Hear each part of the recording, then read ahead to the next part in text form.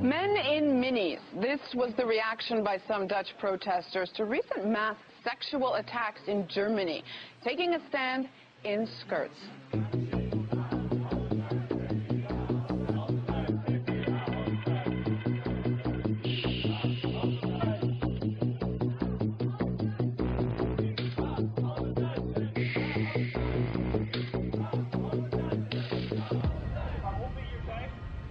But will it solve the problem? Joining me in the now is Iban Trainholm, a journalist who was an editor and radio host at the Danish Broadcasting Company. She's with us from Copenhagen. Iban, I get the message about women. They are not the problem. What message will this send to the men who attacked?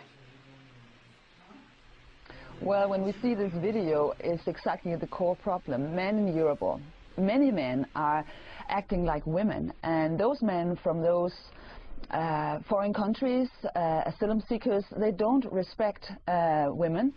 So when men act like women, I mean, we do have a problem because we have no masculine power in our society to fight back this male aggressive culture. But this clip that we've shown, to be clear, was in Holland. It was a small, relatively small protest. This doesn't necessarily represent all of European men. Well, I think if you look at our politicians, they're very soft. They're like mothers. I mean, they are embracing, they're inclusive, and they talk about how we should embrace refugees. Of course, we should help people that are in need. But, I mean, they can't deal with the rapings, they can't deal with terrorism. So, I mean, European politicians look very weak, and that's because our culture has become feminized. This militant feminism that has been going on for decades, now we see the consequences that many men here are brought up to be women and think like women and be soft-minded. But that is what Europe is about. That is part of European qualities that the European Union promotes. It talks about promoting at least all the time, and these refugees are coming to Europe. Shouldn't they adapt to that? Well, I think that was not what Europe used to be. I mean, normally we have had like male hero virtues. And, you know, a culture needs to be balanced. It's fine that we have women's rights, and I really defend them. But I think a culture to be balanced and to work out well, you need to have both the masculine part and the feminine part. And now the masculine part is lost, and we see the consequences. We see how the postmodern values are just a construction, and it's a very fragile fundament. And now we see that we don't have any male that can stand up, who can fight back those male aggressions that we are facing. So the vacuum that feminism has created means that women are becoming victims of those male aggressions. One could argue, though, that fighting or standing up or being strong isn't exactly going to solve problems. A lot would argue that strong male, like you say, leaders might be more inclined to start wars, to fight, to build conflict. Yeah. I get your point, but the problem is that we see those physical attacks, violence that is coming into our society. So, I mean, like back in time in history, you have to fight back. I mean, it's just reality. Maybe this secular humanism is just an illusion because it doesn't work. I mean, we see that women are threatened in many centers for people that come as refugees. We have violence against Christians, rapings. I mean, and our politicians don't know how to deal with it. You see that the terrorist has the upper hand. I mean, our leaders cannot protect our culture because they don't know how to be masculine. They don't know how to fight back because they don't dare to. And I think it's a huge problem. So we need a sort of male revolution. And it's just as important as the struggle for women's rights. What does that exactly mean, a male revolution?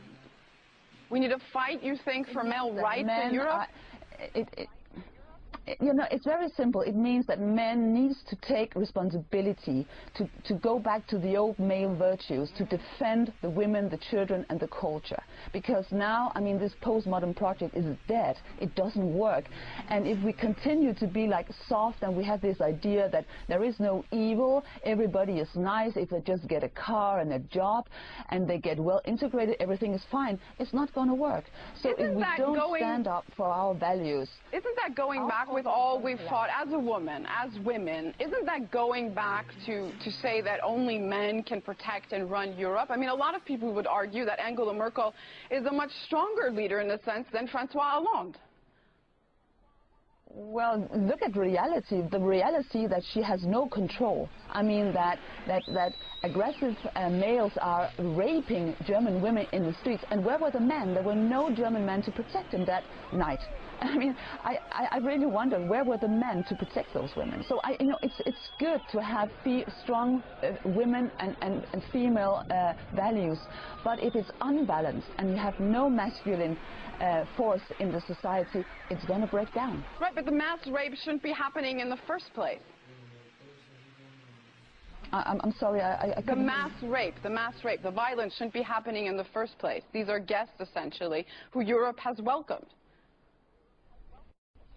I'm not so sure, because those people from those countries, they have a different culture, they have a different religion, and they only respect strong men. They don't respect women, and we need to look at reality. This is the reality. They don't respect women. They look at women as weak. And when the politicians are trying to be inclusive and all-embracing, for them it's just weakness. And we have to deal with that. It's weakness. So if we want to go on like this, I mean, it could be, you know, a catastrophe for our culture, because, I mean, maybe we cannot win this fight and we're going to be taken over by somebody else and another culture. You've written recently, I want to point this out, to these individuals, I assume you mean refugees and migrants in Europe, strong European women are easy victims. They have respect only for strong men, and strong men aren't exactly sick on the ground in Europe. You've made this point, but isn't this a little bit of victim blaming here? No, I think it's just looking at reality.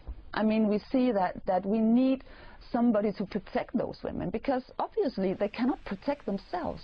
I mean, they were victimized because they were victims of this. Should they have to protect themselves against mass rape on the streets of their country, of their home?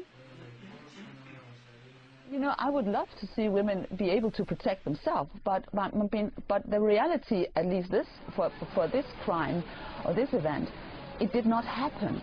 And now I know from people living in Germany that many women are scared to go out in the street at night, and we don't want a society like that. So men need to muster up and go back to the old virtues to protect people.